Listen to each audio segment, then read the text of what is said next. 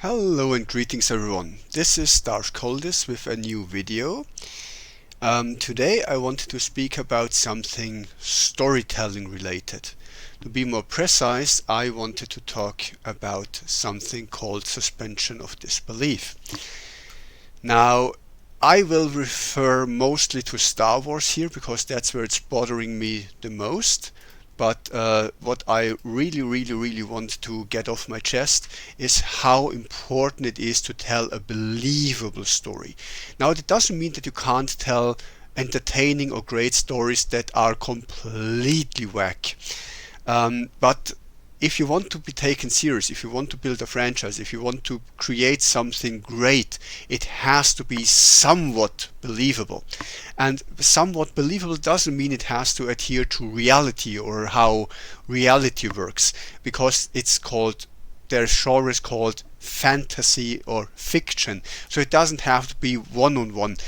Greatest example One good example would be sci-fi movies and TV shows barely are all that scientific. They sound scientific. They sadly most often are absolutely not scientific. As example, with the warp drive that we have in Star Trek, the warp drive, in theory, just theoretically could work, because what it does is it bends space, and so it shortens the distance between 2 points. The problem is that warp speed is technically speaking not a faster than light travel speed, because it's not making you go faster, which would technically speaking impossible. If there's any science fiction that has faster than light travel, that's already BS according to science, because nothing that has energy or matter can go faster than light. Anyway, you can't even go as fast as light, though you can come pretty close. But if you look at the distances in universes, in galaxies, us traveling to the sun would take 8 minutes at light speed, which sounds pretty fast, until you realize that if you go to the next sun system, we'd already have to travel for a few years or centuries for the next galaxy. So yeah, that doesn't sound so fast now, does it? So even if you could go at light speed, there's problems, and many sci-fi genres have invented some way to get around this, like stargates that just somehow link to things instantly. Don't know how this works, doesn't need explanation, because even if you teleport between those, the teleportation would still take time, and even that couldn't go faster than light theoretically. Now, with that out of the window, there is a certain way of us accepting that it's bullshit. Warp drive, warp speed. Main problem is, would it theoretically function? Yes. Would it practically function? No, because you'd have to have a black hole inside your ship that's so strong that it can bend gravity without completely ripping anything on the ship into its atoms. Would it work? No, obviously not. But we are willing to accept that it's not really working as it would in reality. Magic, fantasy, if you go fantasy, we know magic doesn't work in reality. We're pretty certain of that, and all the instances of magic that we have in reality are just either tricks or technologies so far advanced that whoever looks at them thinks it's magic. If you look at a phone, and if you have your mobile phone just like that, and you speak into this box and someone else answers and you can hear that, if you go 200 years back, that would be magic.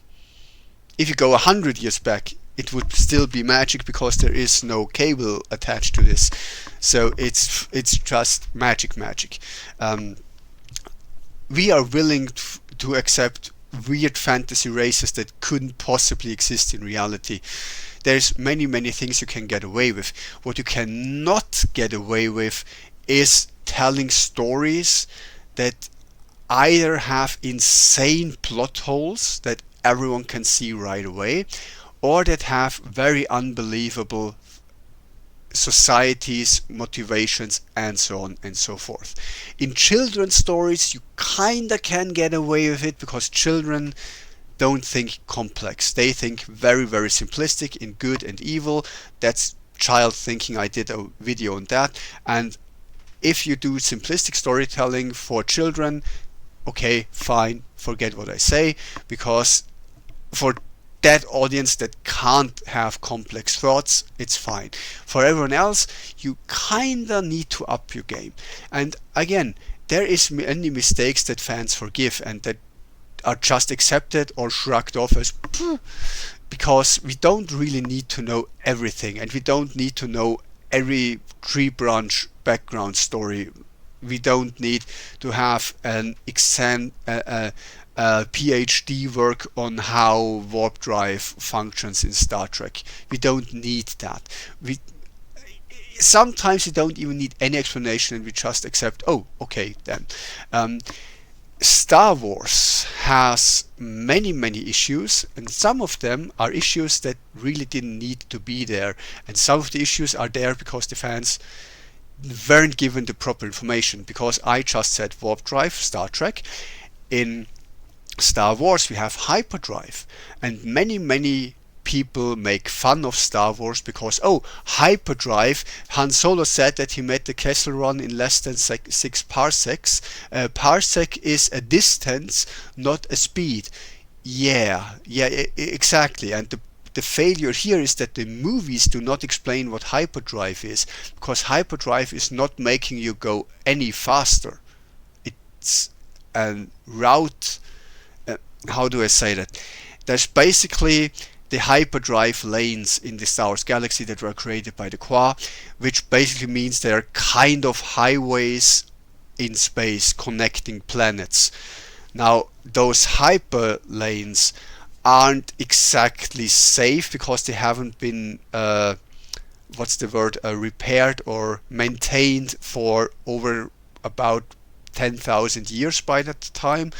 So they are not. They are basically full of galactic. The holes in the road holes, whatever. You know what I'm trying to say here. They're basically pretty broken, and so you have to do a lot of calculations around certain problems like fallen trees, which basically asteroid belts and so on and so forth, that are now on these non-maintained hyperlined rays, because the only rays that knew how to maintain this properly went extinct about 10,000 years ago.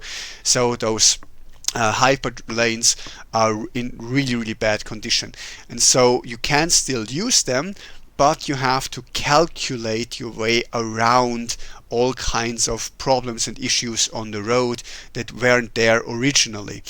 And doing that requires a lot of calculating power, which is why good hyperlane drive actually means that you have a board computer that is capable of calculating the shortest route to get to your destination, which makes you arrive faster because you cover less distance. Again, the ships are not faster. They are not going any faster in a hyperlane than they would be on regular engine. But hyperlane means that they now enter an area where the space between planets is already bent, and that's why they arrive so much faster at their destination.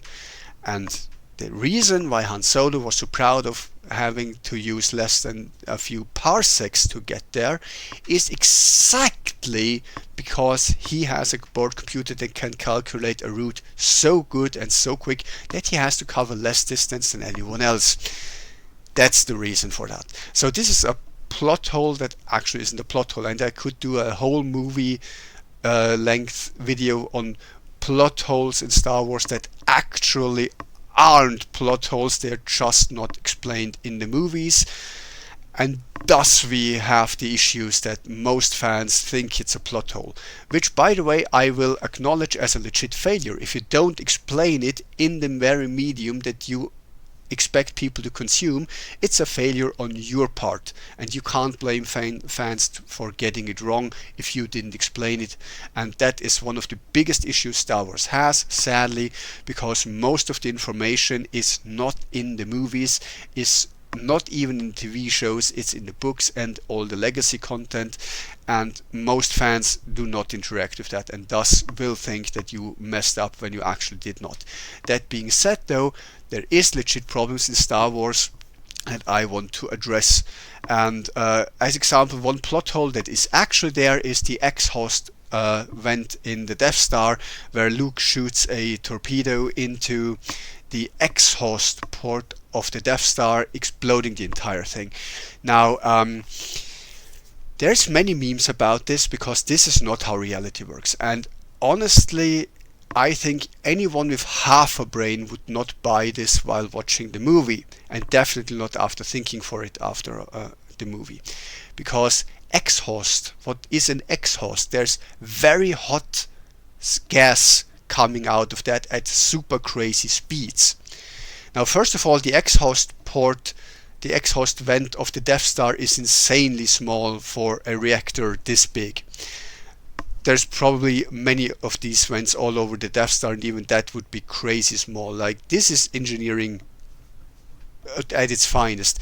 That said, the exhaust vents themselves eject hot gas, so shooting a proton torpedo into that would not do anything, because first of all, the heat is most likely destroying the torpedo before it gets anywhere. These are super hot gases. They will either explode the thing prematurely or just melt it away and disarm it. Secondly, those are super high winds coming out of there, which means that the torpedo likely doesn't even have the drive power to go against that flow, and even if so, it would be highly chaotic and it would wobble and collide with the walls and explode that way, because this is super high speed winds going against the torpedo, which means this is kinda impossible. But the other thing is, even if the torpedo makes it to the reactor core, let's say there is no safety measure whatsoever, like just a link chain would be enough. Something protecting the core could have been installed with ease. Actually, in Star Wars games they did that, but just something would have been nice. But more importantly, even if it hits the core, that shouldn't explode the thing. It would more likely just shut it down at best, and given how massive the reactor is, it probably wouldn't do that much damage whatsoever. But for the movie, it looks cool and yada yada yada. They made it work, and that's the problem Star Wars sadly has. Plot armor and plot holes are all over the franchise. I'm going to do more videos on that, but plot holes are something you really have to avoid as best as you can. It's not always possible. Sometimes you really don't think about something. Good example is D&D, where every city has a city wall when half of everything you encounter in this world can fly, and making city walls really redundant. Like, why have them if everything flies over it anyway? But or economy, how can economy work if you can just conjure whatever you need with magic like that? So that being said though, in Star Wars, plot holes sadly happen way more often than they should, and the fans try their best to explain them away. Sadly, what the fans make is not canon and is usually also not consumed by non-fans, so the plot holes are still standing, and some plot holes really can't be explained away. And then there is a second thing that I want to get to, and that is plot armor. Now, plot armor is similar to plot holes in that we all know how this is going to go, but for plot reasons, the hero or whoever is having insane luck making things happen in a way that is just not believable. Now, there is a difference between plot armor and being lucky. Now, sometimes you can be lucky, like a sniper shooting like missing you by an inch at most. Like, we have real world examples of that happening. That is being lucky. Having stormtroopers shoot at you and their aim is wonky. Okay, by the way, that's also not a plot hole, because the stormtroopers did not try to actually harm or kill Luke. They tried to do suppressing fire, which means they drove them in a certain direction. That was the whole point of it. They missed on purpose. There's also other explanations how the circa guns, that blasters that they got, were so cheaply produced that this also happened in real life with the German army, by the way, a few years back, where they ordered infantry guns that after shooting them for like 10 seconds, the where the bullets come out, that thing would bend due to heat issues, and thus the bullets would fly anywhere but where you aimed them at. So these things happen in real life too.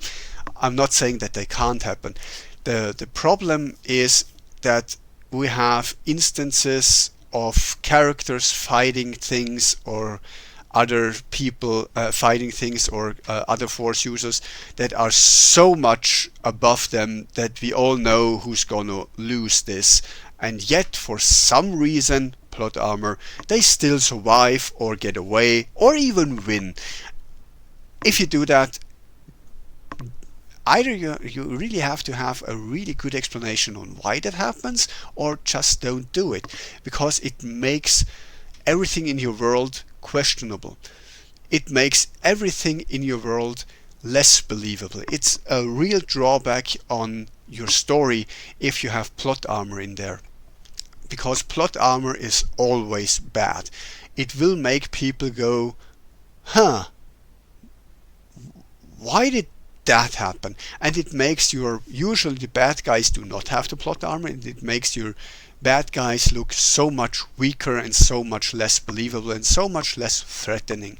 Because if you know that your heroes are not going to get hurt, if you know that for some reason your bad guy on this day just f's up everything, bad hair day, don't know, it takes the threat off. And the next problem that I want to tackle is the believability of the story itself, with a lot of things that this encompasses. As example, so many stories do an outright evil antagonist, like Palpatine, like just evil, mohaha, master Sterling, I just want to hurt people because I can. That is not believable. There is almost no person in real life existing like that. The very, very, very few, like not even once a generation person. This is extremely rare, and they usually don't get far, because to get somewhere you kinda do need others as well, and you do need certain traits that make you advance. And if you're just hurting people because you can, this is not a convincing story arc for anyone. If you're just evil because evil is edgy, I'm evil edgelord, this is, first of all, very childish, and secondly, it's not believable, and third of all, it makes your story fall apart the moment this person is in charge of anything. Because let's take Sidious. How is this guy in charge? And I'm not saying Palpatine, because the Clone Wars kind of explains how he got there, but how is Palpatine that we see in the original movie trilogy in charge of anything? Real life dictators who are going beyond a certain level of evil, they are replaced very quickly. We had instances in real life where the ruler of a nation got mad, like literally crazy, and did evil stuff. Heads of empires, heads of kingdoms, and you know what happened to them? They were usually dead within a few years. They were usually murdered by their generals, by their friends, by their family, by other wannabe dictators that replaced him. They had other countries invade and being helped by the civil population, the military turning against them, because you don't want someone in charge who is literally out of his mind. And I know you're thinking of a certain German World War II ruler. Um, I don't want this to be overly political, but the reason why this guy was in charge for so long was because, first of all, he had a lot of luck because there were many assassination attempts that failed spectacularly. And secondly, he was removed by his own people in the end. He was betrayed by his own army. And he wasn't in power all that long. And he also did a lot of things that were genuinely not that bad, which is why he got the support in the first place. He introduced minimum wage, he created the highway, he was for animal rights, he was for social welfare, he sponsored children of poor families that they could go on vacation and stuff like that. And yes, there was lots of evil stuff happening as well, but comparing to, say, Stalin or Mao or other people of the time, they were way worse with the killing part and the invasion part as well. So I'm not trying to defend this guy. I'm trying to explain, because he was evil, like really bad person. But what I want to get to you is that there was a reason why people got him into power. Same with Palpatine, by the way. But there was also a reason why he was staying in power, and there was a reason why he didn't stay in power for long. So believable stories. If you have Palpatine rule for decades, there better be a goddamn reason why he isn't instantly removed by other people. And that's not explained in the movies. There is explanations in the books, because Palpatine actually did some things very right. He actually improved the lives of the majority of the galaxy. Sure, the Empire did some bad stuff too, but if it comes to, say, racism, the Empire did bad, but so did the Republic. That's the point. He was still the better option compared to the Republic. And even after his death, many, like 70% of the galaxy, wished the Empire back, because the Empire did things better than the Republic. And in real life, it's often, you don't get the ideal government. You just can hope to get something that is better than what's currently in charge, or that's better than was in charge last time, or something like that. And in that regard, the Empire did pretty darn well. And that's just not something that we see, because, as I said in another video, it's told from the Jedi and Republic perspective. And obviously then the Empire looks super evil. But it's made to look in a way that the Empire is just evil, with a little bit of more evil in there. And a government like that wouldn't stay in power for long. It would be removed very quickly, it would crumble, it would lose all support from its own military, from the civil population. It just wouldn't work. And Palpatine as head of state doesn't make sense in the movies either. Again, in the expanded universe, in the legacy content, it's explained a lot better, but it's not in the movies. And you can't have a story that is not believable with how it functions. Same is, do you really think that you can rule a nation or a galaxy with fear? That won't work for long. We have seen attempts of that in real life over and over and over again, and it always ended the same way, with huge revolts and the military turning against the leader. Because the civil population itself can't really do all that much. But who is the military? Those are the brothers, the fathers, the sons, whatever, of the civilian population. And they are in this as well. So if you abuse the civilians, your military will turn on you. And they will remove you very efficiently. So I'm now, with force powers and all of that, there is a little bit of stuff that Palpatine has that puts him above the usual dictator. But same thing, he was thrown down a ventilation shaft and he didn't see that coming, so he wouldn't have seen a serious assassination attempt coming either, which apparently never happened, which is why he couldn't have been that bad of a leader, could he? Now, again, in the movies, we have clearly Sith evil, Jedi good, yada yada. Is that believable though? No, it isn't, which is why even in the movies they kinda go back on this a little bit and let us see the Jedi from a more evil perspective. Though, well, Doku is Doku, Darth Tyrannus is seen as not only evil. Like, he has a lot of redeeming qualities, and with the whole Clone Wars arc, we actually get to see that Vader has a reason why he is how he is, and that he isn't all evil either. So believable storytelling is very important. With believable, I mean the intentions of characters have to make sense. They have to have an agenda that people can relate to. I don't relate to is the wrong word. That people can understand. You don't have to agree with it, but you have to be able to, oh, that's why. You know what I'm saying. Because people do not turn out super villainous, evil, whatever, out of nowhere. That's not how this works.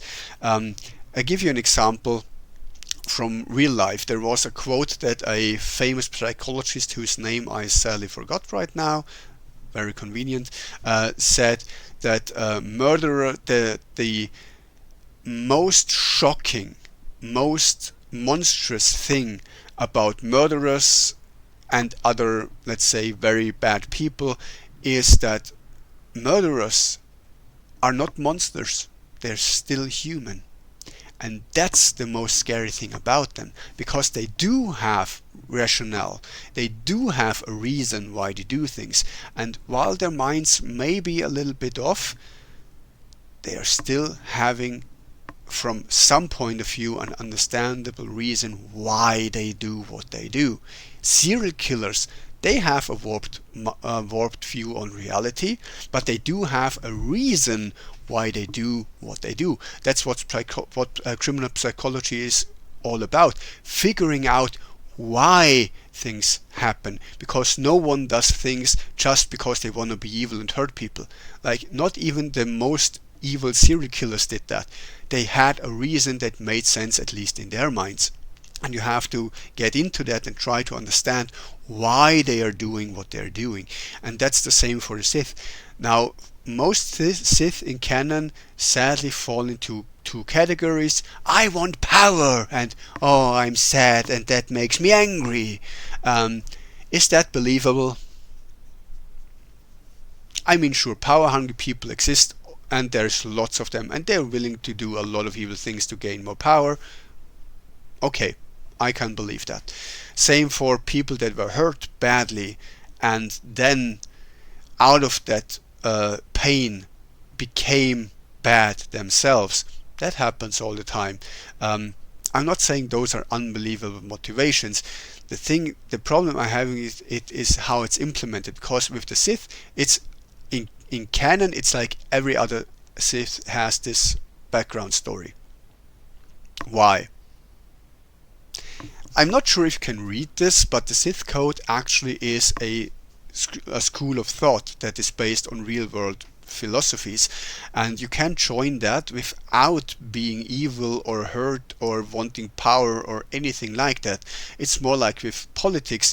Not every politician is corrupt, but if you are corrupt, you are more likely to become a politician, because that's where corruption, is a little bit easier to get you anywhere.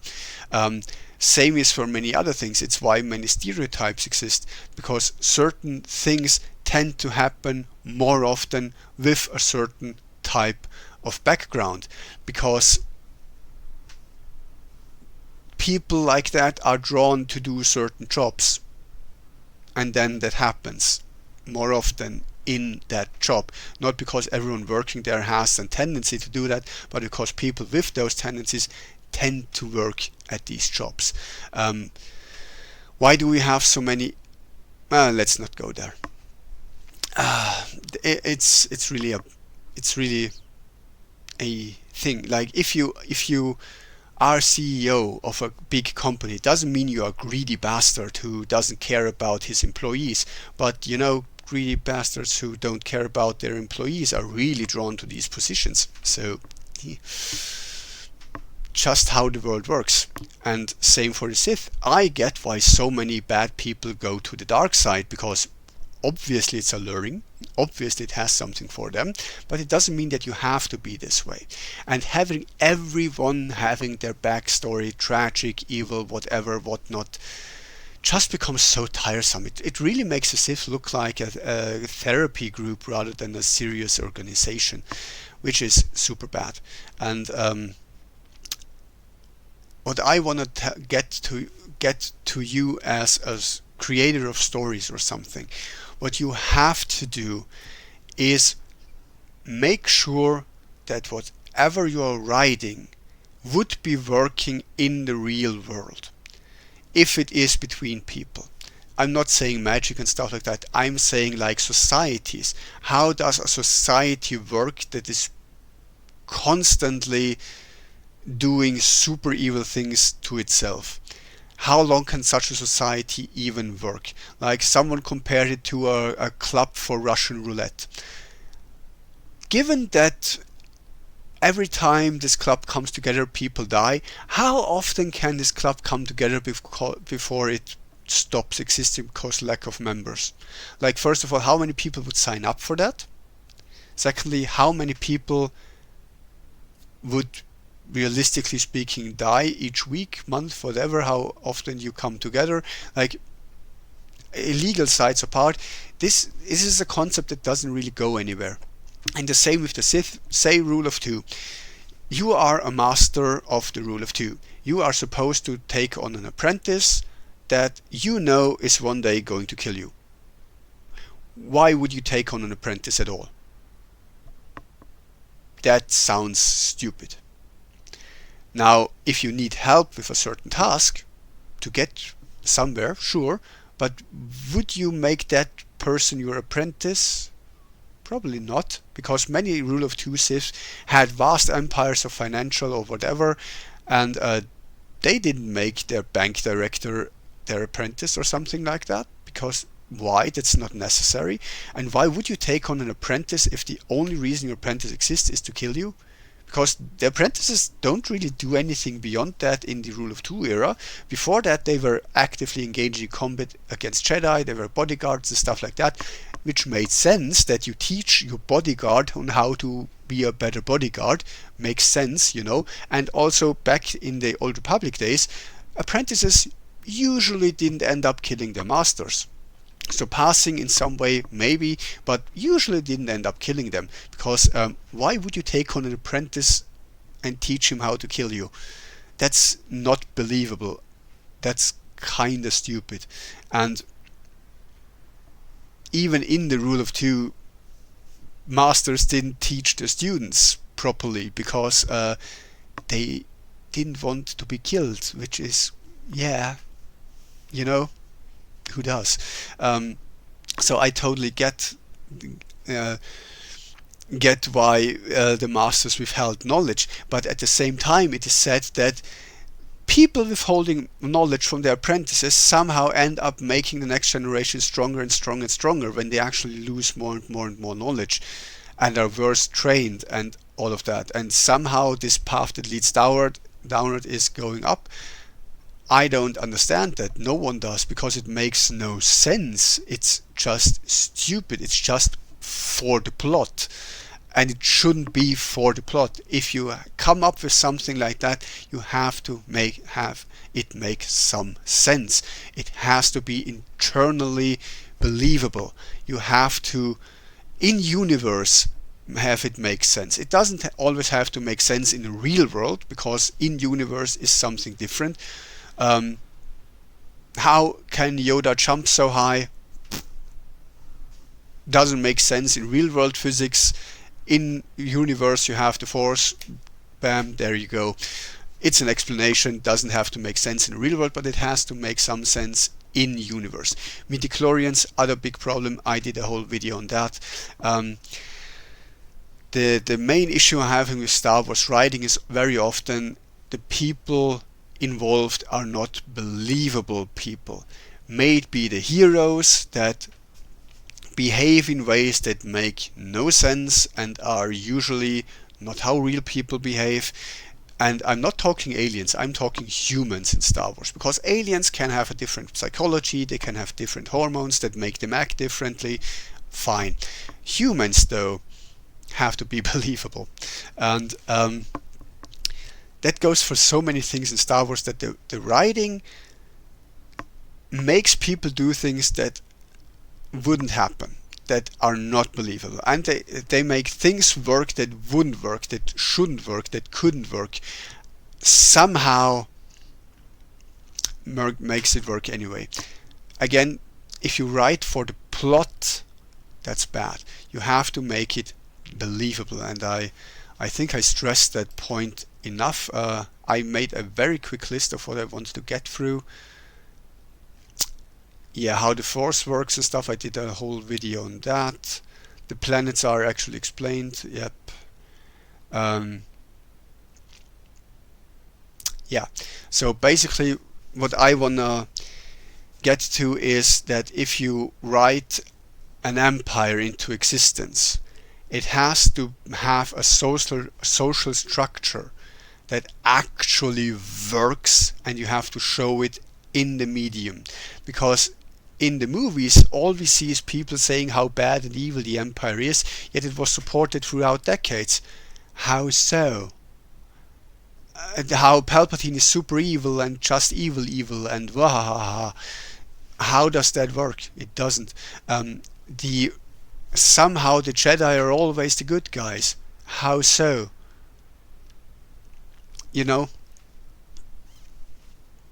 Difficult. Now again, if you go prequel era, they kind of rectified that, but it's really important that you write a character with believable motivations and intentions and agendas and societies that could theoretically exist given their surroundings and stuff like that. It doesn't have to be a real world society, it doesn't have to be based on a real world society, but it has to be based on real world psychology and just how people work. Because if you don't, then the story doesn't make sense and it falls apart. And sadly, Star Wars has quite some instances of the writing just ignoring how people function, which is super sad. And if I as an autistic person can pick that up, I'm sure many other people can pick that up even better. And there's many complaints in the fandom of how the Sith are portrayed as example, because that's not how this works. Like, we have criminal organizations of really bad people that cooperate just perfectly. It's the reason why they work in the first place, because if they can't, then the organization falls apart quicker than you can build it up. If you look at crime families or something like that, if you look at evil cults, well, evil is relative, but if you look at cults, they work because there is believable reasons for it. They are not just sticking together random evil people and say, let's be evil together. No, they have an agenda. They have a reason to stick together. They have reasons why they function, why they work. And you have to explain these in world, and more importantly, you have to make your characters in a way that people go, oh yeah, I know that person. Like, you don't have to base it on a real world person per se, but it has to be a person that could exist in reality. Now I think I'm just rambling at this point, so I'm gonna end the video here. Thank you for watching, have a nice day, and may the Force be with you.